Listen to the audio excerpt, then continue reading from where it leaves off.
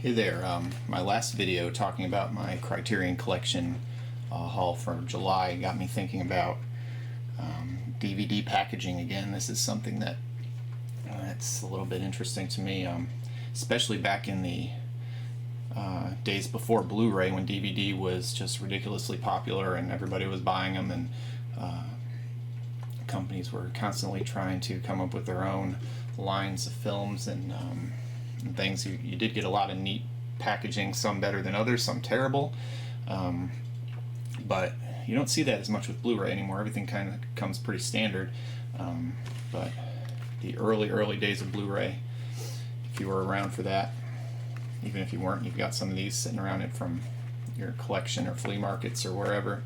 The snapper case, which was a package that didn't have an inside insert or anything like that. It was just a one cardboard container that had a little snap on the end of it that you could, that was called a snapper because it snapped into place. Printed right on the cardboard. Ooh, and speaking of, who remembers the flipper discs? We have the widescreen version on one side and the full screen version on the other. Before HD TVs were kind of the standard new TVs that were purchased, people liked their full screen movies. They did not like the black bars on the sides of their TV, so a lot of movies came full screen and widescreen in one package. You would get the occasional full screen in a separate package from the widescreen, which I avoided at all costs. But anyway, there's this snapper case. Hated those. Ones I did like were things like the Right Stuff here. I don't know if this just says it's a 2-disc special edition. Some of them had names and things for their different things. The new line had something called an Infinifilm. I didn't know if that was one of these, but no, it's not. But it had a nice cardboard outside slip cover and then an insert which looked a little bit like a snapper. It did not snap. It just unfolded with your chapter selections on one side. That's a nice printed artwork, which I always enjoy. If you've ever watched any of my old videos, I did like a nice printed disc, and then went back into a slip cover. Another one that comes off the top of my head that looked like this was Boogie Nights. Came in a really neat package, very similar to these. This was probably my favorite DVD packaging. Blu-rays really don't do things like this anymore, with a few exceptions, which I'll show you in a minute. And then we've got a couple. For a while, people were trying to get into the thin cases. You can see the difference here between the Saturday Night Fever and the Right Stuff. That's probably not half the size, but maybe 3/4 the size of a standard DVD. And these were a pain in the neck to get out. And I only saw a couple of these. Got 2 of them here with me. It was similar to that Right Stuff package I just showed you, except much thinner. Had a neat little folder for that there. Again, cool printed artwork on that. Very hard to get that disc out of the case. I just put it in wrong. Alright.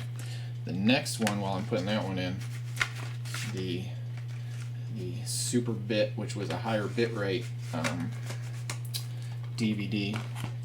But this one was Panic Room, and again, Saturday Night Fever and Panic Room are the only commercial ones I saw that came in these super thin cases. I know you can buy DVD cases for your own, DVDs that came in a thin, super slim packaging. I never saw any feature films in cases like that, although these two do have ones that are much thinner than the typical DVD case. This one's not as bad as the Saturday Night Fever one. I've never been able to have much success with that Saturday Night Fever disc.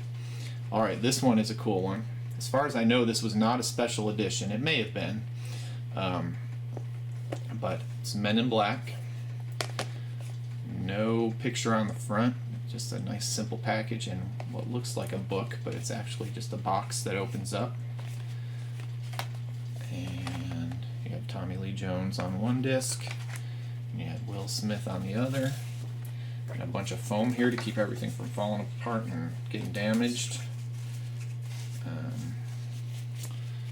Advertisement for a website for more Men in Black promotions, and the typical booklet. But I always like this package just because of the way the box opened there. it did get damaged. I think there was a sticker on the back here with features and everything that got wrecked when I peeled it off, unfortunately. And then if you had your Eco packs, I'm not sure exactly what you would call this. A lot of CDs have started coming this way if you're still buying CDs, but this is no plastic at all in this one, including the what appears to be like a biodegradable, paperish feeling hub. For this case, this is a Bare Naked Ladies concert DVD, and there's absolutely no plastic with this at all. This is a 100% recyclable and made from 80% post-consumer content, including the DVD tray, which is 100% biodegradable and made from starch, cellulose, and water, commonly known as potatoes. Get your ketchup or your butter. Potatoes for this part of the case. Interesting. Anyway, no waste there. All right. And couldn't find a lot of Blu-rays that did anything special other than the Digibook, which I have a bunch of these, which is a book. In this case, there's a comic, and then there's making of things about the movie, the 1989 Tim Burton version of Batman. Got quite a few of these, including my Taxi Driver one, which is a really awesome set. And then